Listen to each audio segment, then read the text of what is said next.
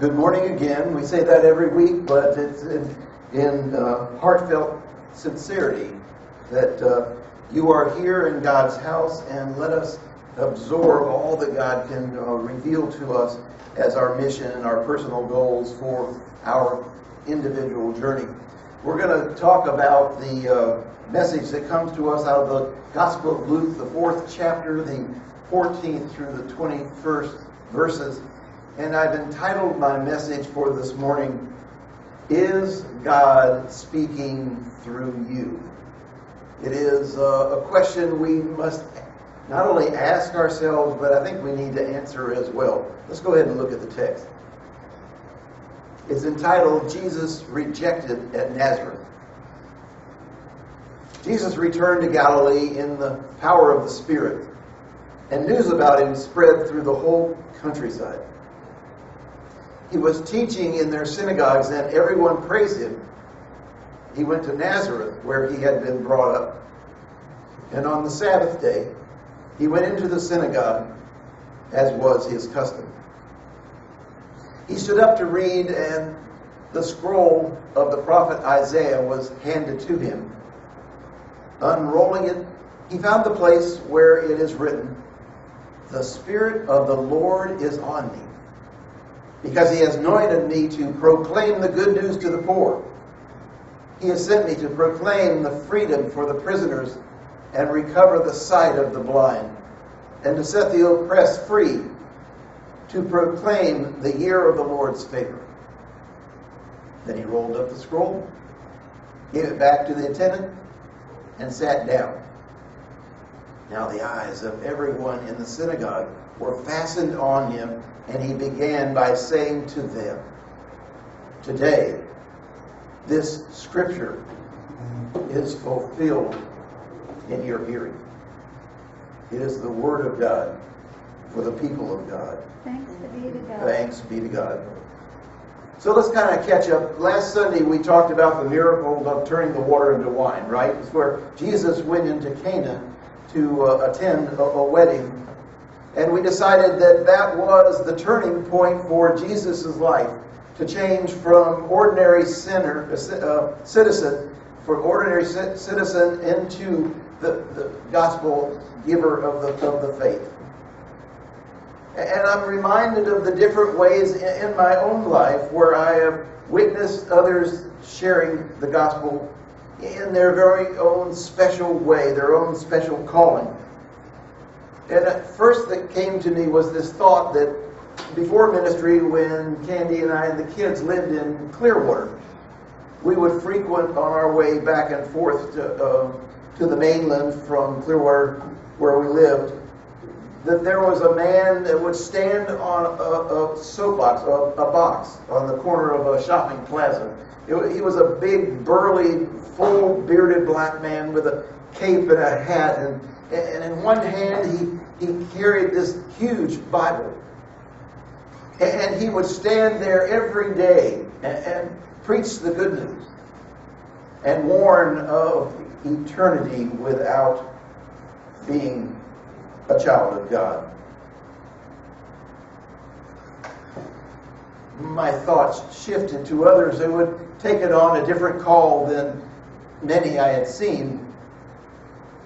It actually happened right here in Levy County, and I've seen several times this man dressed as Jesus would have been dressed, with the robe and the shawl, and carrying a cross over his shoulder. Have you seen this man? He walks back and forth, and I've heard people say he goes all the way down the Crystal River, and then I've heard others say that he goes all the way across the country, proclaiming the year of the Lord, proclaiming salvation is the answer to eternal life. Those two are examples that may seem radical to you, and I agree, radical. They may just seem different, and I'd say very different.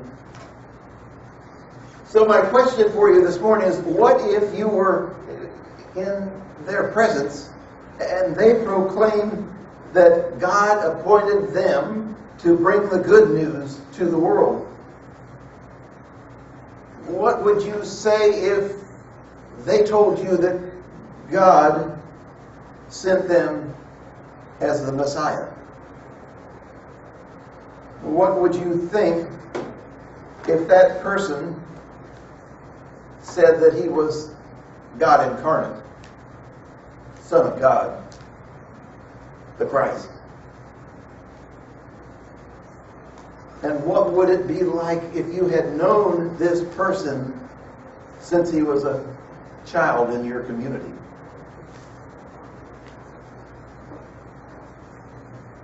Would you worship him? What a question. You see, Jesus went back to his hometown. And as a teacher, they gave him the scrolls to read.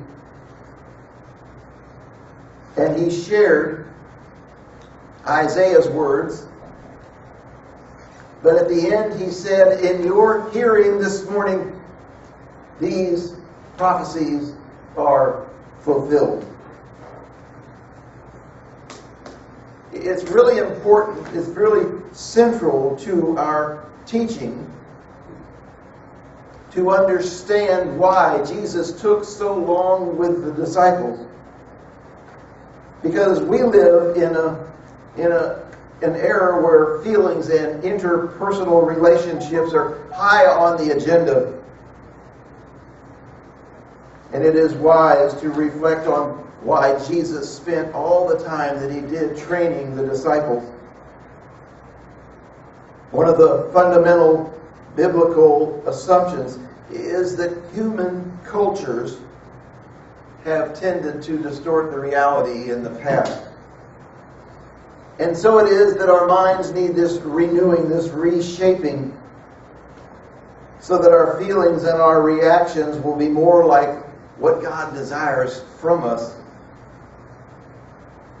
The reaction that Jesus received in the synagogue shows that he really doesn't fit the mold, does he? He's not like any or all of us.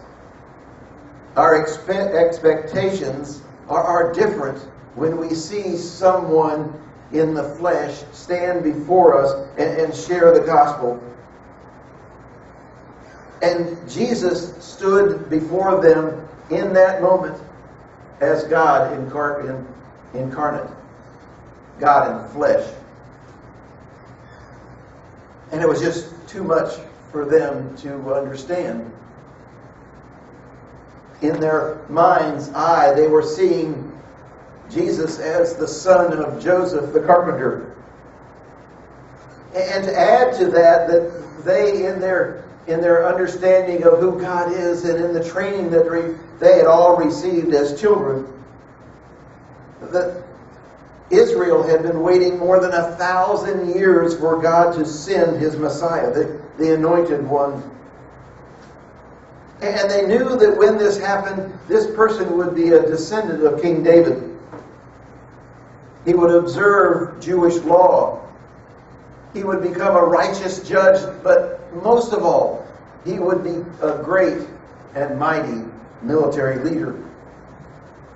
Now, they never expected that the one who claimed that title for himself was one of their own. So how about this thought? Picture yourself on a once-in-a-lifetime journey to the Holy Land. You've been planning it for so many years.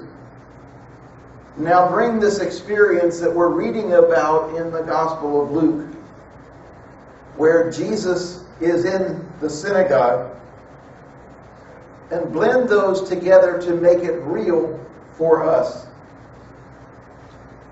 You've just gotten off the plane. You're in the Holy Land for sure. It's either a vacation or it's a religious trek. Maybe it's just a learning experience, but it's something that you have been planning for some time, and you know from your faith background, that you've been reading about the events and the place for your lifetime from the Bible. But here's what I think you won't expect. You won't expect to see Jesus in the flesh, face to face. But sure as shooting, you walk into the lobby of the hotel that you have booked your room in, and you're confronted by a man dressed in a it's a white sheet.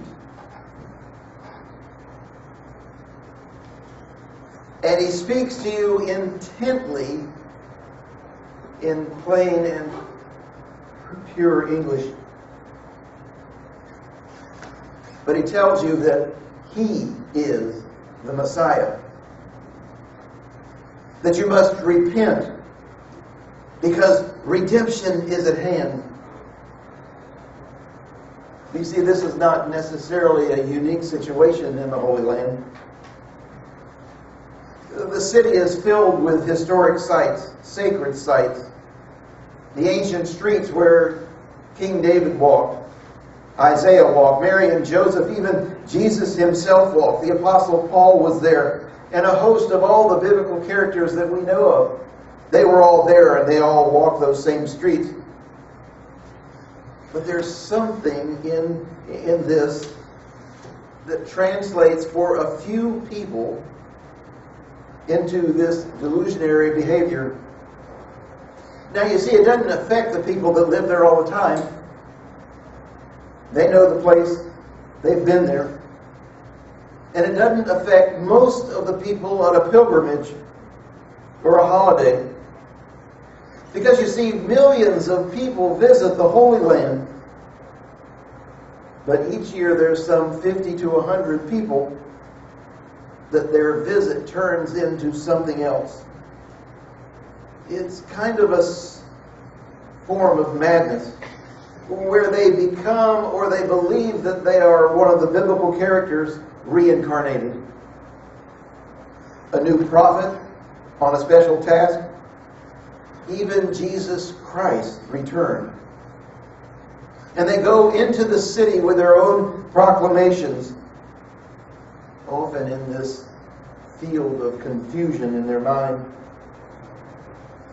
You may think this is not very usual, but there are people every year that take on this delusion.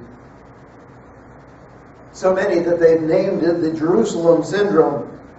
And the community have psychiatric professionals that are trained to help them. Generally, they're not violent. Generally, they don't need medication. Generally, they just need to tell their story in whatever way that they tell it so that somebody will listen.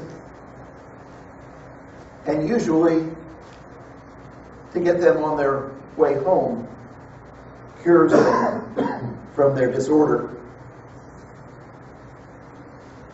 The truth is, we tend to dismiss the idea of crazies.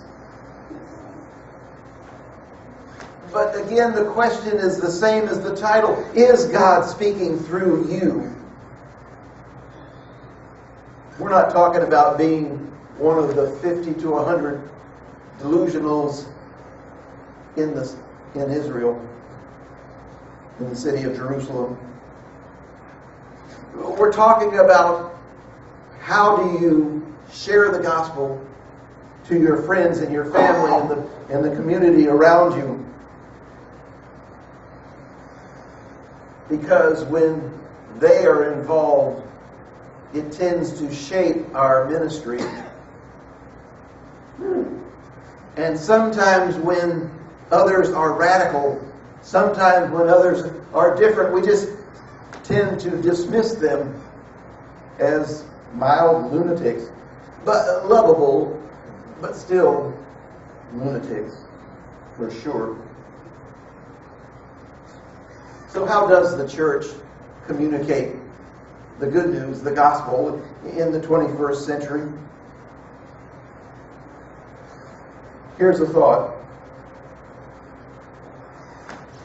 We could incorporate with Jesus' participative interaction experimental methods of ministry. Think of an acronym for that. P for participant, I for interactive, E for experimental. Wouldn't you know that I'd come up with an acronym that would say PI? So if you apply Jesus' ministry of pie, we each need to get a piece of that pie from Jesus. And the church must get involved and understand what it means to be involved.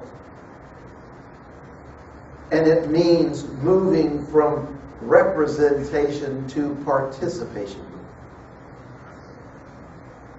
There's an old Native American proverb, "Tell me and I will forget. Show me I may not remember. But involve me and I will understand." There's a book called Age of Participation, where it says we will command people to participate. And they've done their research of major corporations in the Fortune 500 companies, of companies that have shared inputs into the management and operations of their companies. And they have taken the top 1,000 companies and explored in them. And they said that even offering them an opportunity, the employees an opportunity to participate, only about 13% take on that role. So in my near 30 years as a pastor, just observation, if you will, not direct, but relative informing. Those in the faith communities participate more like 3%. So out of 1,000 Fortune 500 companies, only 13% take advantage of being a part in a way of participation. In the faith communities, it's more like 3%. What would you say our participation is at Turning Point? I look at our history of nearly 200 in the beginning and our current situation. Jesus said that day in the synagogue, "The Spirit of the Lord is upon me. He has anointed me to proclaim the good news to the poor." When people are asked, what is your biggest question about God? And they often respond, is there really a God? And the second question is, if there is a God, what is God like? What Jesus told them is, God is right here with you. He cares about all who are hurting and those in need. And I believe that tells us all we need to know about God. And that we can trust God with our lives. That to me is the good news for all who believe and trust in Him. So, does God speak through you? I think that's a question we must wrestle with and answer for ourselves. Because God does speak through you. Silent, verbal, in any way. And I've always heard that old saying, the proof is in the pudding. And all children say, Amen. Amen.